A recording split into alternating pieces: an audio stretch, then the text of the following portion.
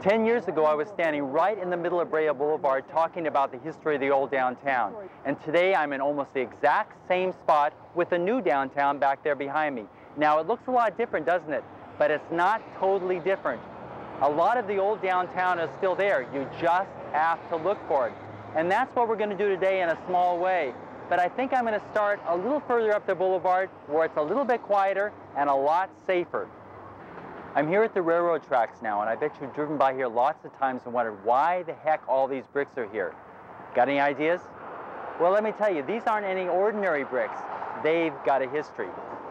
Back in 1912, a one-story commercial structure called the Sewell Building was built just up the street between Ash and Birch.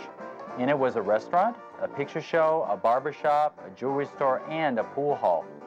1 year later, though, during the early morning hours of September 13th, 1913, the whole place burned down.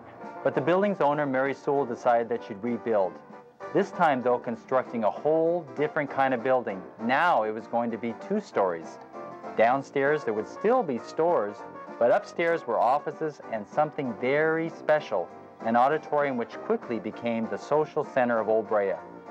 All sorts of events were held there, like dances, minstrel shows, boxing and wrestling matches, movie showings, and of course community meetings. And there were lots of those meetings too, including a really big one put on in 1914 by our new Chamber of Commerce. In 1917, though, after Brea was incorporated and became an official city, the Sewell Building became even more important when it was chosen to be Brea's first city hall. By the way, did you know that only one piece of city office furniture still exists from that time, and that's this bench, now on the 3rd floor of the Civic Center? Years passed, businesses downstairs came and went, the auditorium slowly fell into disrepair, and City Hall was moved in 1928 to a new permanent building on the corner of Date Street and Brea Boulevard, or Pomona Avenue as it was called then. By the early 1990s, the Sewell Building had lost its importance, but not its historical importance. And that's why the city's historical committee asked that when the building came down, due to street widening and downtown redevelopment, that its bricks be saved and reused somewhere in the new downtown. 3 years before that happened, though, I worked with the city on a video record of the old downtown. And here I am on top of the old Brea Hotel with the Sewell Building back there on the left. You can see that even in the 1990s, it was still a pretty prominent building on the boulevard. Since it was so large, it took quite a while for it to be demolished. The roof and the inside were removed first, leaving the outside walls of bricks. And when they came down, the bricks were stacked and ready to be reused. And reused they were. It took some time, but here they are in a walkway next to the old Navy store. And they're even more down the boulevard a little bit, next to Tower Records. But I wonder if people really know why these bricks are so special. Okay, do you see these bricks down here? Do you have any idea where they came from? No. No, I figured they were built here when this was built. No, sorry. I have no idea. They came from Los Angeles.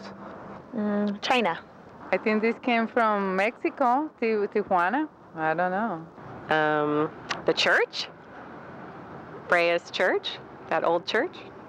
People don't realize they're walking on history here. Now, these red bricks you know are from the Sewell Building, but there were other bricks that were saved like this one, looking a lot different and coming from an entirely different kind of building. On the west side of Brea Boulevard, between Birch and Imperial, was the old Imperial Cafe building built in 1940. For many years, it was a popular hangout in Brea where you could get a good meal and a good drink at a good price. Besides having these beautiful glazed bricks, it also had inside this wonderful old back bar with an oil well right in the center. Just before demolition, though, the bar was removed and donated to the Brea Historical Society. One more thing was saved, though, besides the bricks in the bar, and that was the neon Imperial Cafe sign. One Saturday morning, it was carefully taken down and driven away for restoration. Well, that's the story of these mysterious bricks. So next time you drive along Brea Boulevard and see them out of the corner of your eye, don't forget they're not just any ordinary bricks, they do have a history. And also take a second look at the new downtown because it's just full of other remembrances of old Brea. Oh, I almost forgot. These bricks aren't going to be here much longer because this is exactly where the new fire station is going to be built. I have no idea where these stacks of bricks are going to go, so I guess we're just going to be surprised together. For this Did You Know segment of Video Brea Line, I'm Brian Saul.